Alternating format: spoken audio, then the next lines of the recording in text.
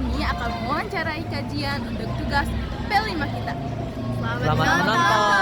Oke guys, jadi sekarang kita udah sama Kak Jian sebagai apa? Mantan betul. Betul. Jadi gini Kak, kita mau wawancara Kak, apa tugas P5 kita. Kita kenalan dulu nih. Boleh. Halo, semuanya, perkenalkan nama saya Andi Silzian Putri Tania. Biasa orang-orang memanggil saya Jian. Saya adalah mantan ketua OSIS periode 2023-2024.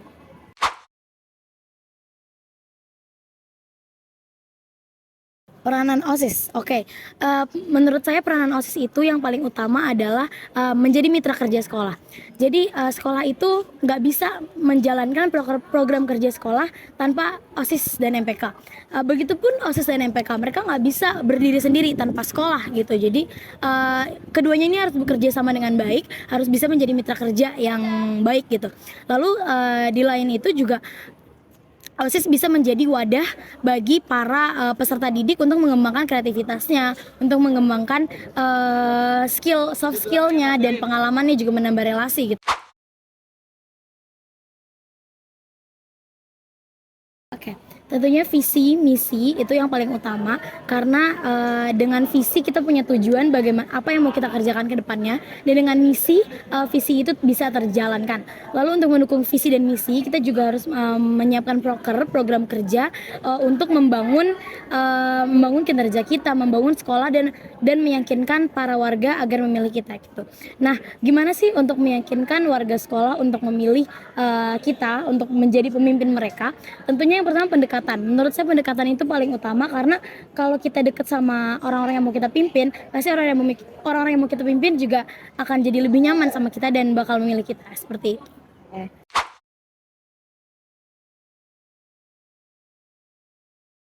Oke, promosi itu paling utama menurut saya karena gimana caranya orang-orang tahu kalau kita punya program, gimana caranya orang-orang tahu kalau akan ada acara tanpa adanya promosi. Selain promosi, pendekatan juga sama. Kalau dari saya sendiri, saya ngelakuin keduanya itu berbarengan. Jadi sekalian saya mendekatkan diri saya kepada warga sekolah, sekalian juga saya mempromosikan program kerja saya gitu.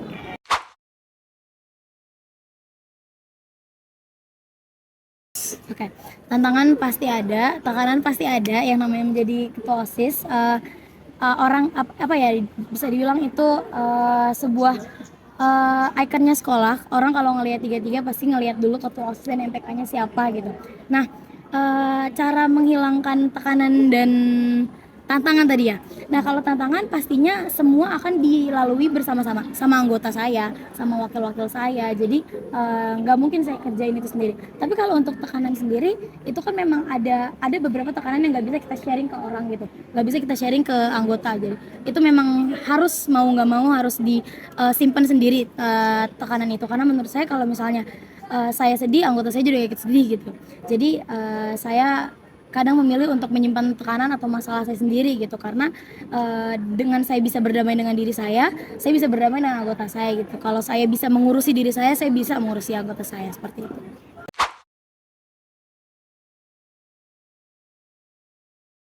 Ya, saya udah sempat singgung di awal kalau tujuan utama OSIS ada itu untuk menjadi mitra kerja sekolah. Nah, kalau misalnya komunikasi antara OSIS dan sekolah nggak baik, berarti tidak terjalan nih hubungan antara OSIS dan sekolah. Gimana sih caranya biar komunikasi antara sekolah dan OSISnya itu baik? Menurut saya jembatan itu di pembina. Karena kita punya pembina, nah pembinanya ini bisa sampein ke atas gitu. Nah, kalau misalnya pembinanya komunikasinya baik, pasti antara kedua belah pihak juga akan baik komunikasinya. Tapi gimana kalau misalnya kita punya pembina yang komunikasinya nggak baik, nggak bisa menyampaikan apa yang kita rasakan gitu, apa yang ingin kita sampaikan ke sekolah.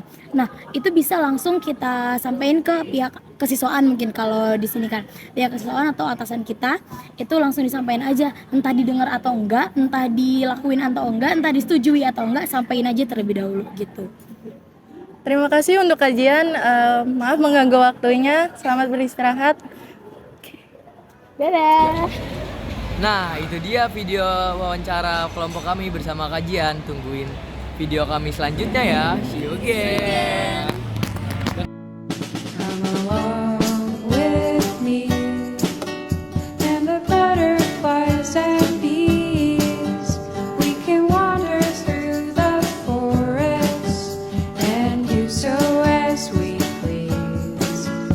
lama